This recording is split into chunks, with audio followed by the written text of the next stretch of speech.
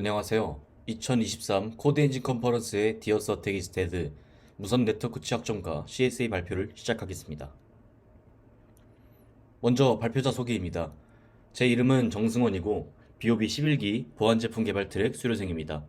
현재 국립군산대학교에 재학 중이며 블록체인과 네트워크에 대해 관심을 가지고 있습니다. 우선 무선 네트워크에 대해 알아보겠습니다. 무선 네트워크란 전자기파를 이용해 유선 연결 없이 데이터를 주고받을 수 있는 네트워크를 의미하며 이를 통해 다양한 장치들이 인터넷에 접속하고 데이터를 교환할 수 있습니다. 무선 네트워크는 주로 WLAN이라고도 불리며 유선 네트워크 대비 무선 네트워크가 지원하는 커버리지 영역 내에서 어떠한 위치에서도 액세스 가능하다는 특징을 가지고 있습니다. 이를 통해 이동 중에도 편리하게 네트워크를 사용 가능하다는 장점을 가지고 있습니다. 오늘 발표에서는 이러한 네트워크의 특성인 비콘을 이용해 가능한 비콘 플러딩, 대표적인 무선 네트워크 취약점인 디어스 어택, 이를 방어할 수 있는 기법인 PMF와 마지막으로 채널 스위치 어나운스먼트, 즉 CSA를 이용한 공격 방식에 대해 소개합니다. 무선 네트워크 보안은 시간의 흐름에 따라 지속적으로 발전해 왔습니다. 또한 와이파이 무선 네트워크 기술의 경우 IEEE 802.11 전송 규격이 출간된 이후에 지속적으로 보완되고 개정되어 왔습니다. 이를 통해 개인 무선 단말 기기를 위한 데이터 네트워크의 필수적 구성 요소로 발전하고 있는 추세를 보이고 있습니다. 이러한 발전에 있어 무선 네트워크 보안 프로토콜인 WPA가 도입되었으나 브루트포스 어택, 릴레이 어택, FMS 어택 등 다양한 공격 기법에 의해 비밀키가 노출되는 취약점이 다수 발견되었습니다. 이를 보완하기 위해 IEEE에서는 2003년 WPA를 발표하였으며 이를 개량하고 발전한 WPA2를 표준으로 채택하였습니다. 이후 2018년 WPA2를 보완하기 위한 새로운 보안 규격인 WPA3를 발표하였으며 와이파이 6로 명명한 차세대 표준으로 WPA3를 포함시켰습니다. 또한 WPA3의 경우 장기적으로 사용하는 키값이 노출되더라도 이후에 사용한 일시적인 키값을 추측할 수 없어 보안이 강화되기 때문에 WPA2 대비 보안성이 강하다는 특징을 가져 WPA3로 점차 대체되는 모습을 보이고 있습니다.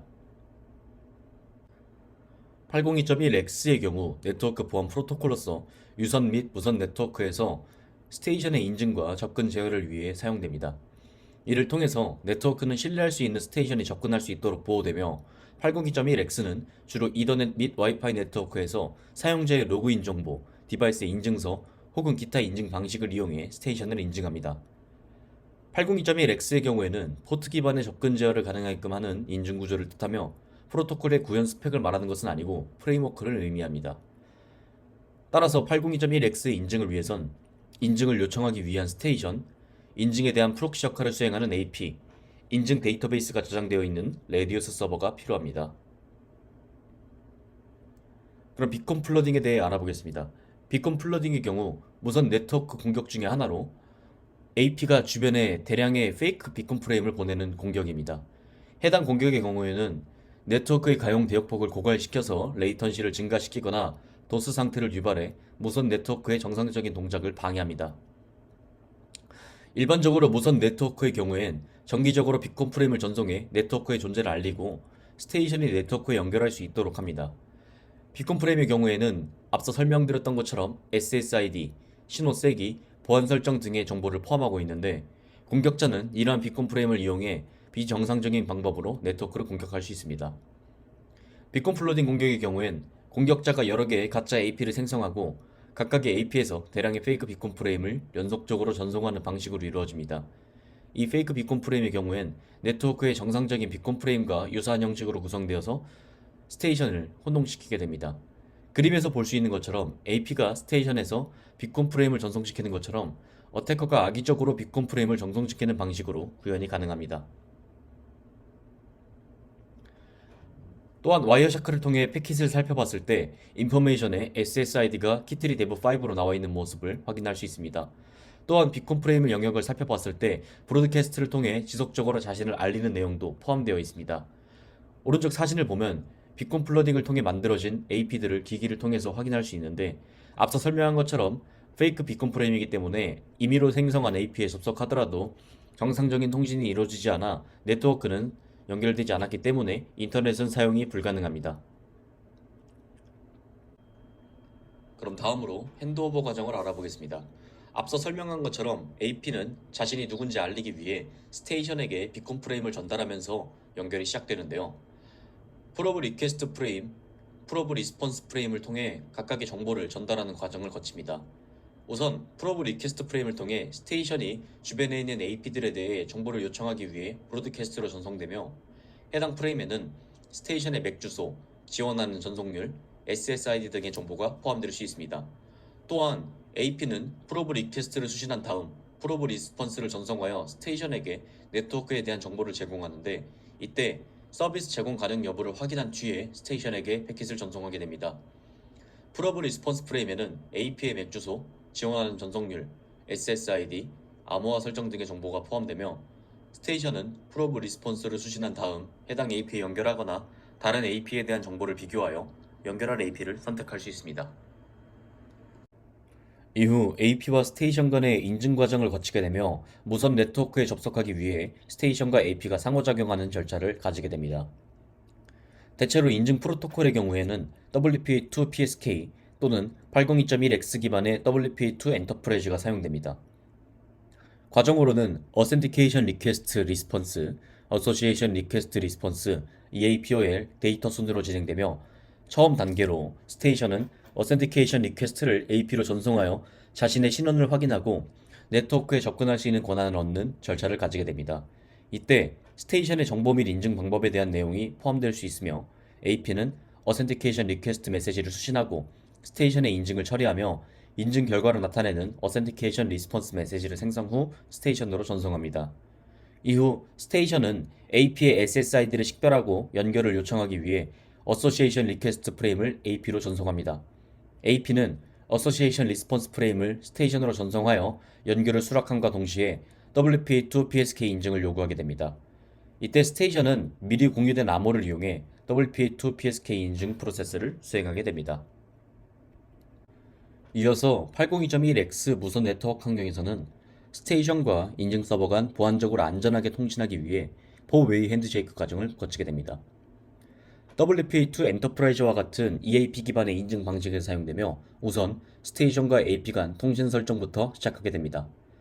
스테이션이 인증을 요청하면 인증자인 AP는 스테이션 간의 통신을 위해 임시키를 생성합니다. AP는 스테이션에게 서플리컨트 논스인 A논스를 전송하게 되고, 이때 A논스는 스테이션의 임의의 숫자로 AP와 스테이션 간의 통신에 사용됩니다. 이후 스테이션의 인증 요청을 위해 스테이션은 자신의 신원을 인증 서버에 전달하기 위해 EAPOL 스타트 메시지를 AP로 전송합니다. 이때 메시지에는 스테이션의 신원 정보와 A논스가 포함될 수 있으며, 이후 AP의 응답으로 이어집니다. AP는 스테이션에 EAPOL 스타트 메시지를 인증 서버로 전달하고, 인증 서버는 스테이션의 신원을 확인한 뒤 스테이션과의 안전한 통신을 위해 임시키를 생성합니다. 인증 서버는 AP에게 서플리컨트 논스인 S논스와 인증 서버의 인증 요청 메시지를 포함한 EAPOL 메시지 1을 전송하게 됩니다. 이후 스테이션의 응답 과정에서 AP는 인증 서버로부터 받은 EAPOL 메시지 1을 스테이션으로 전송합니다. 스테이션의 경우 자신의 신원을 확인하고 인증 서버로부터 받은 S노스를 사용하여 임시키와 스테이션의 인증 응답 메시지인 EAPOL 메시지 2를 생성합니다.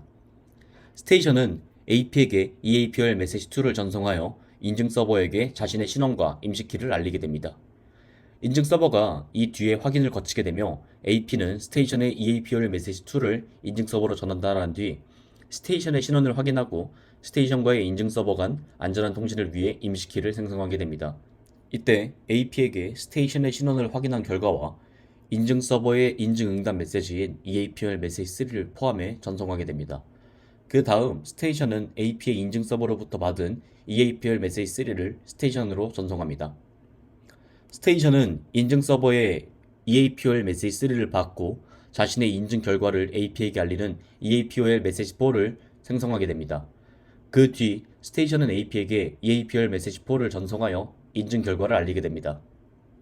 AP는 스테이션의 EAPOL 메시지 4를 인증 서버로 전달하고, 인증 서버는 스테이션의 인증 결과를 확인한 뒤 스테이션과의 안전한 통신을 위해 최종키를 생성합니다. 이 과정을 통해 스테이션과 AP는 최종키를 이용한 암호화된 데이터를 교환한 뒤 안전하게 네트워크가 연결되는 구조를 가지고 있습니다.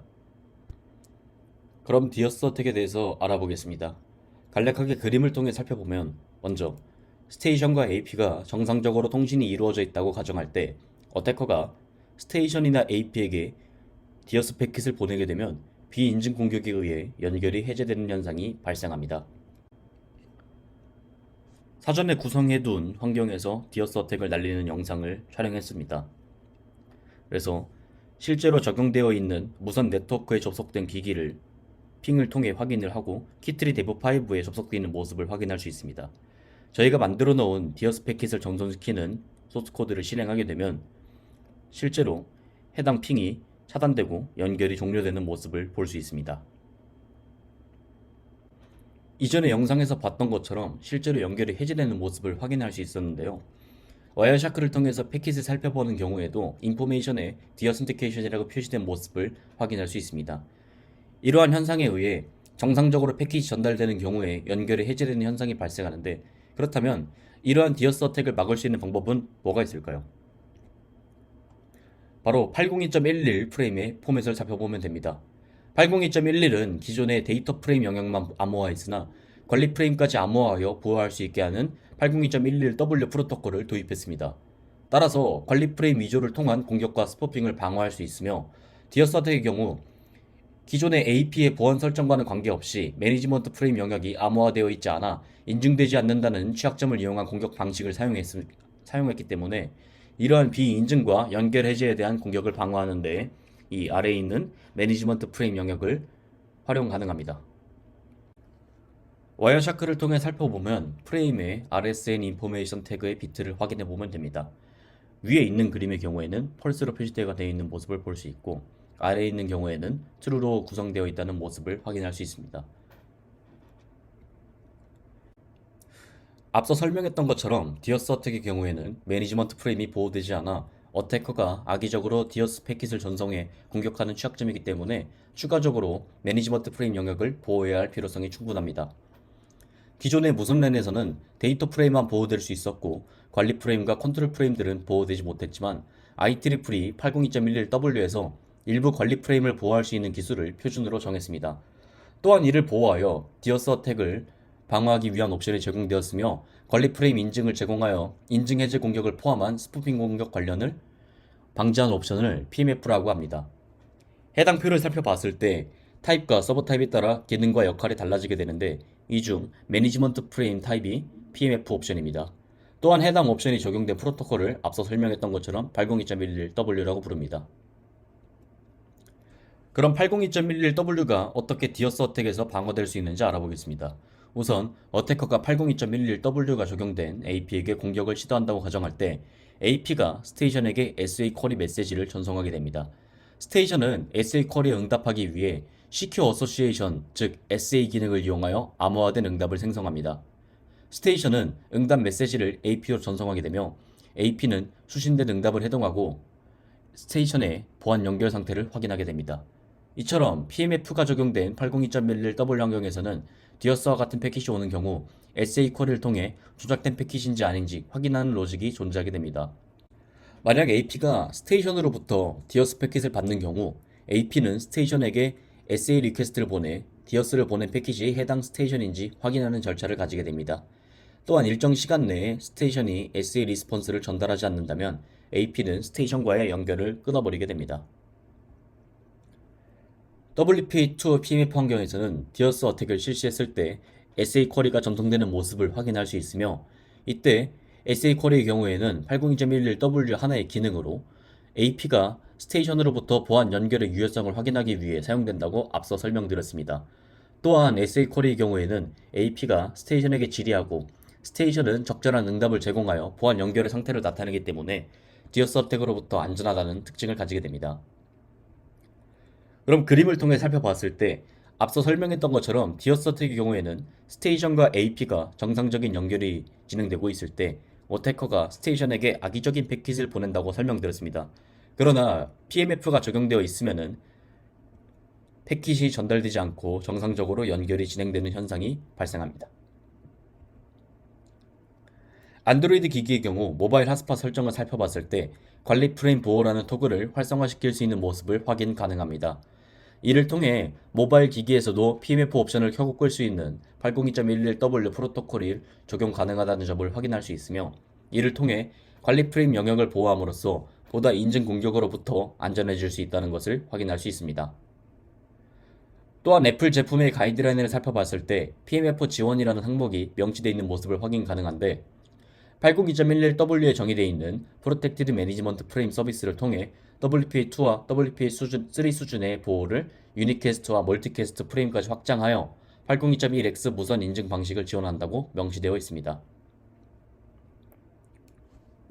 그럼 앞서 진행했던 디어스 어택을 PMF가 적용된 환경에서 그대로 실시하게 되면 어떤 현상이 발생하게 되는지 영상을 통해 살펴보겠습니다.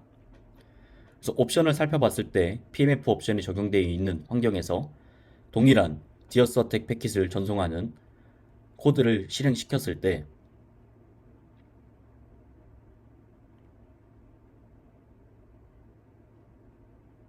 이전과 다르게 연결이 정상적으로 확인되는 모습을 볼 수 있습니다. 그러나 여기서 의문점이 제기됩니다. PMF를 통해 인증 공격을 방어하게 된다면 강제로 연결을 해제시키는 공격이 다른 게 어떤 게 존재하는 게 아닌가, 아니면 공격 자체가 불가능해지는 게 아닌가 하는 생각이 들 겁니다. 물론 PMF가 적용되어 있지 않은 상황에서 연결을 해제시키는 것은 디어스 어택으로 충분히 가능하지만 해당 발표의 제목은 디어스 어택 이스테드입니다. 그렇다면 PMF가 적용되어 있는, 즉 802.11W 표준에서도 연결을 해제할 수 있는 방식이 무엇이 있을까요? 바로 채널 스위치 어나운스먼트를 이용하면 됩니다. 앞서 디어스 어택과 비슷하게 정상적인 연결이 이루어져 있다고 가정합니다. 이때 채널 옵션이 추가되기 때문에 AP와 스테이션이 A 채널로 접속하고 있는 상황이라고 가정합니다. 이때 어태커는 스테이션에게 CSA 패킷을 보내 B 채널로 연결하라는 요청을 보내게 됩니다. 스테이션은 AP의 B 채널로 접속하려고 시도하게 되며 이 과정에서 연결이 해제되게 됩니다. 그리고 스테이션은 B 채널로 접속하려는 시도를 하게 되면서 연결이 종료되는 현상이 발생합니다. 그럼 채널 스위치 어나운스먼트가 어떤 옵션이길래 이런 공격이 가능한 걸까요? 우선 우리는 802.11 표준에 명시되어 있는 비콘 프레임 바디에 집중해 봐야 합니다. 매니지먼트 프레임 중에 하나로 AP가 스테이션에게 정기적인 신호를 보내기 위해 사용하며, 비콘 프레임 바디를 살펴봤을 때 표시된 것처럼 채널 스위치 어나운스먼트 항목이 명시되어 있는 모습을 확인할 수 있습니다. 채널 스위치 어나운스먼트는 본래 AP가 스테이션에게 채널 변경 정보를 전달하기 위해 사용되며, 이를 통해 스테이션은 AP의 지시에 따라 올바른 채널로 이동하거나 전환을 기다리게 되며 네트워크의 안정성을 유지하고 무선 간섭을 최소화하는 데 도움을 주는 옵션을 가지고 있습니다. 그리고 오른쪽 그림을 살펴봤을 때 채널 스위치 어나운스먼트, 모드, 넘버, 카운터와 같은 항목들이 명시되어 있는 모습도 확인할 수 있습니다. 우선 IEEE 802.11 비콘 프레임의 스트럭처를 살펴봤을 때 비콘 프레임의 경우 앞서 설명한 것처럼 다양한 정보 요소로 구성되며 SSID와 같은 정보들을 패킷에 담아 전송하게 된다고 말씀드렸습니다.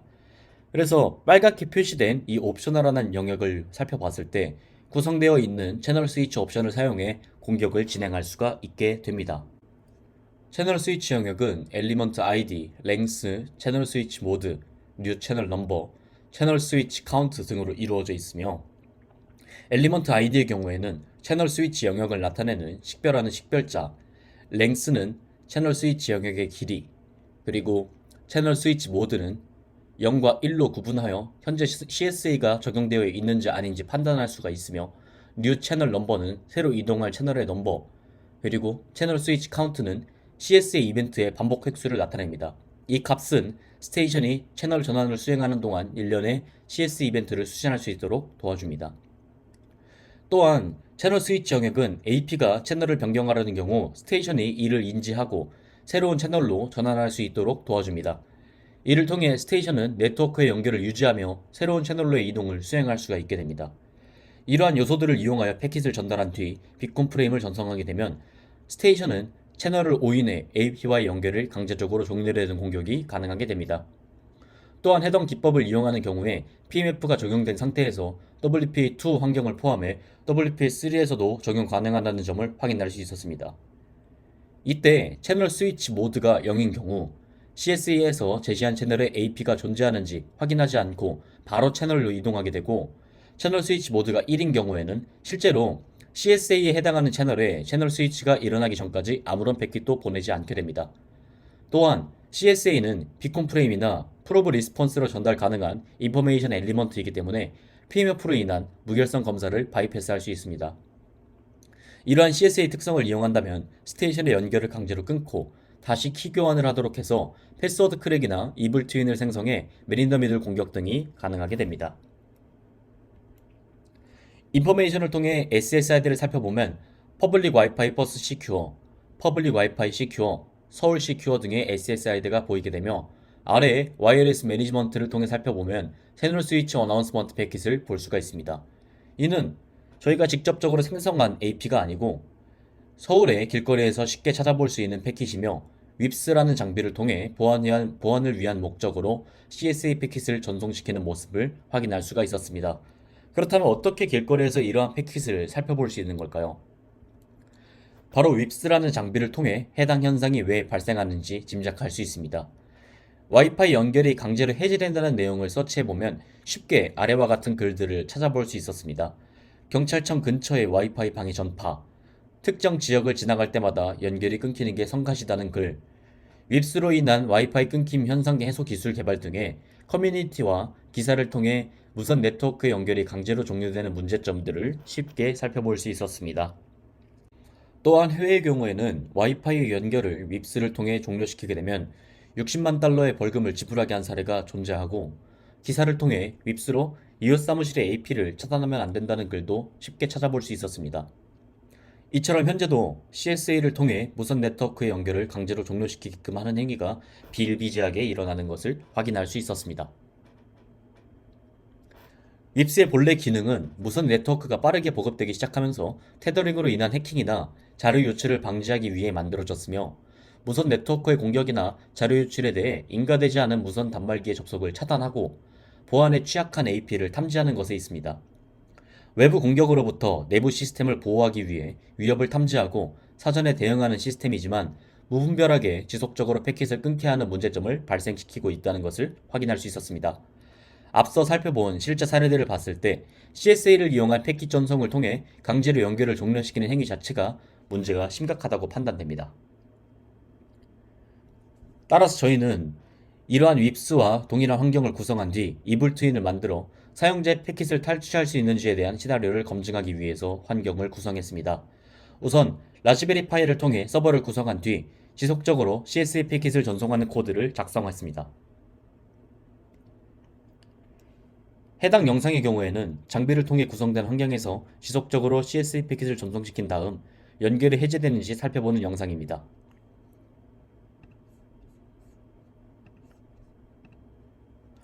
앞서 설명했던 디어스 어택을 방어하기 위한 PMF 옵션이 켜져 있는 환경이며 WPA2 환경에서 사전으로 진행했습니다.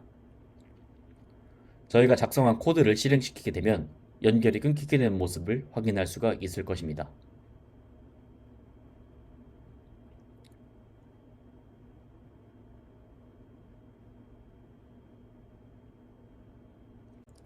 또한 와이어샤크를 통해 패킷을 살펴보면 정상적으로 CSA 패킷이 전송되는 모습을 확인할 수 있으며, 각각의 장비에서 모두 CSA 패킷을 전송받아서 연결이 해제되었습니다.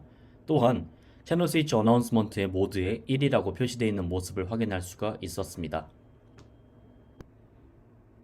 그럼 CSA 특성을 이용해 WP2 엔터프라이즈 크랙을 진행할 건데, 앞서 설명드렸던 것처럼 CSA의 특성을 이용한다면 스테이션의 연결을 강제로 끊고 다시 키 교환을 하도록 해 패스워드 크랙이나 이블 트윈을 생성해 맨인더미들 공격 등이 가능하다고 말씀드렸습니다. 그럼 악의적인 환경 구성을 위해 이블 트윈을 생성하는 환경을 구성해 보겠습니다. 우선 WPA2 엔터프라이즈의 경우에는 아이디와 패스워드를 입력해서 무선 네트워크에 접속하는 방식으로, 우리가 만약에 사전에 사회공학적 기법을 통해 SSID를 알고 있는 상황이라고 하면은 강제로 악의적인 AP에 접속시키기 위해서 동일한 SSID를 구성한 다음 신호 세기를 더 강하게 만들면 됩니다. 이처럼 어태커가 SSID를 동일하게 만들어 놓은 다음 스테이션이 해당 SSID에 접속하려고 할 때 CSA를 통해 연결을 끊어버린 다음 의도하지 않게 저희가 만들어 놓은 이불 트윈에 접속시키게끔 만들면 됩니다. 그럼 CSA 특성을 이용해 WPA2 엔터프라이즈 크랙을 진행할 건데, 앞서 설명드렸던 것처럼 CSA의 특성을 이용한다면 스테이션의 연결을 강제로 끊고 다시 키 교환을 하도록 해 패스워드 크랙이나 이불 트윈을 생성해 맨인더미들 공격 등이 가능하다고 말씀드렸습니다. 그럼 악의적인 환경 구성을 위해 이불 트윈을 생성하는 환경을 구성해 보겠습니다. 우선 WPA2 엔터프라이즈의 경우에는 아이디와 패스워드를 입력해서 무선 네트워크에 접속하는 방식으로, 우리가 만약에 사전에 사회공학적 기법을 통해 SSID를 알고 있는 상황이라고 하면은 강제로 악의적인 AP에 접속시키기 위해서 동일한 SSID를 구성한 다음 신호 세기를 더 강하게 만들면 됩니다. 이처럼 어태커가 SSID를 동일하게 만들어 놓은 다음 스테이션이 해당 SSID에 접속하려고 할 때 CSA를 통해 연결을 끊어버린 다음 의도하지 않게 저희가 만들어 놓은 이불 트윈에 접속시키게끔 만들면 됩니다. 우선 해당 사진의 경우에는 사전에 WPA2 엔터프라이즈 환경을 위해 사회공학적 기법을 통해 학번과 생년월일의 정보를 미리 알았다는 가정하에 레디오 서버에 값을 올려두었습니다. WPA2 환경에 접속하기 위해서는 사전에 이야기했던 것처럼 아이디와 패스워드를 통해 검증받아야 하는 절차가 필요하기 때문에 사전에 입력해둔 값에서 진행하게 됩니다.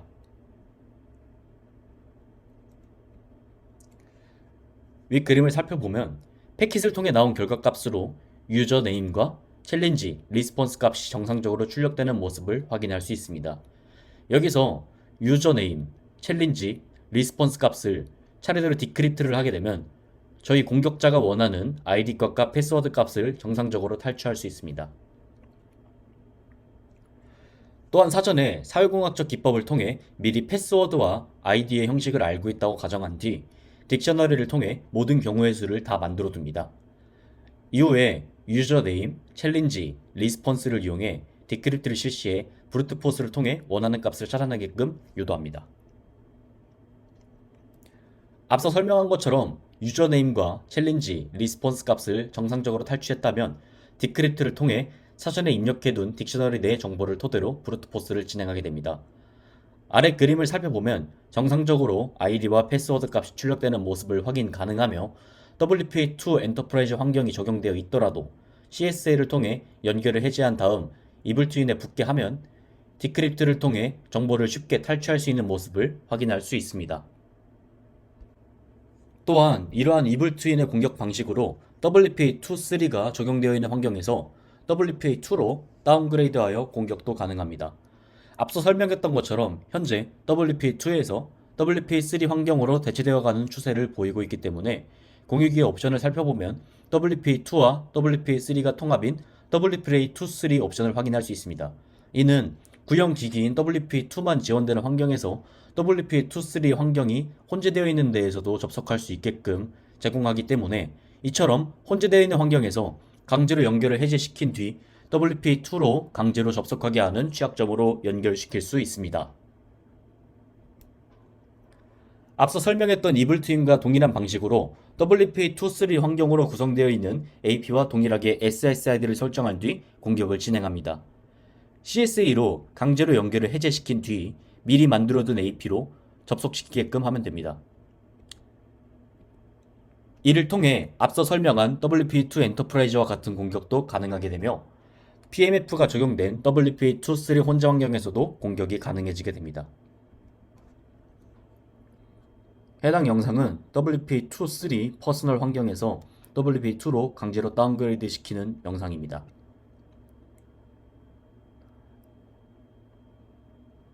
실제로 통신이 정상적으로 이루어지고 있는 상황에서 강제로 연결을 해제시킨 뒤 이불 트윈에 붙게끔 유도합니다. 이후 연결이 끊기게 되면서 이불 트윈에 붙게 되는 현상이 발생하고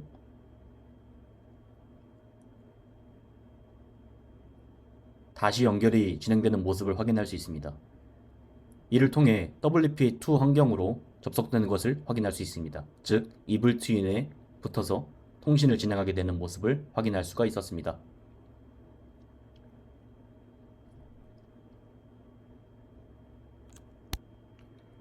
저희는 오늘 발표를 통해 디어스 어택이 방어되는 원리와 CSA를 통한 공격까지 알아보았습니다. 디어스 어택의 경우에는 PMF를 통해 방어가 가능하지만 CSA를 이용하게 되면 채널을 이용해 연결을 해제시킬 수 있으며 윕스 장비를 통해 해당 사례가 빈번하게 일어나고 있음을 파악했습니다. 또한 WPA2 환경뿐만이 아닌 WPA3에서도 해당 공격은 유효하며 이를 무분별하게 사용하는 것에 대해 방지해야 할 필요성이 충분하다고 느꼈습니다. 앞서 설명드렸던 것처럼 CSA로 강제로 연결을 해제시킨 뒤 WPA2-3가 혼재되어 있는 환경에서 WPA2로 다운그레이드 시키는 공격이 가능하다는 점, 그리고 WPA2 엔터프라이즈 환경에서 이블 트윈을 이용해 아이디와 패스워드를 쉽게 크랙할 수 있다는 점도 확인했습니다. 해당 발표에 대해 궁금한 사항이 있는 경우 아래 메일을 통해 질문해 주시면 감사하겠으며 이상으로 발표를 마치겠습니다. 감사합니다.